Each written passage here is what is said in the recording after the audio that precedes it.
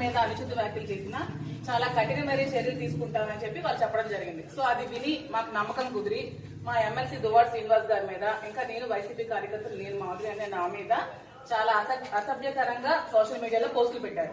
So మీరు ఖచ్చితంగా వాళ్ళ మీద కూడా యాక్షన్ తీసుకోవాలని కోరుకుంటూ మేము మా ఎంపీపీలు, ఎంపీటీసీలు, ప్రెసిడెంట్లు, మండలి టౌన్ ప్రెసిడెంట్లు అందరూ కలిపి మీ కంప్లైంట్ ఇవ్వడం జరిగింది. దీని మీద మీరు తప్పకుండా సిబిఐ యాక్షన్ తీసుకోవాలని కోరుకుంటున్నాం. రెండు అందరికీ దానికి సంబంధించిన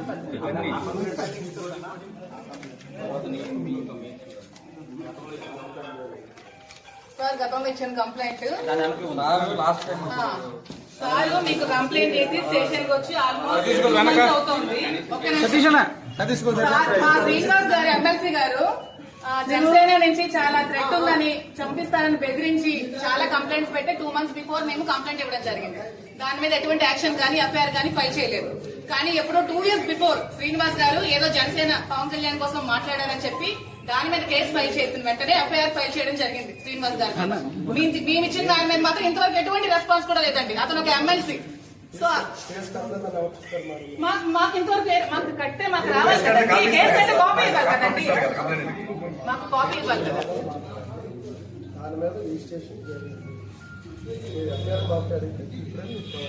సార్ రిజిస్ట్రేషన్ జరిగితే ఎటువంటి యాక్షన్ అయినా తీసుకున్నారా?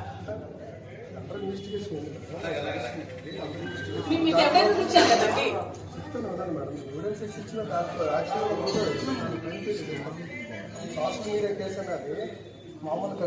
సరే మాకు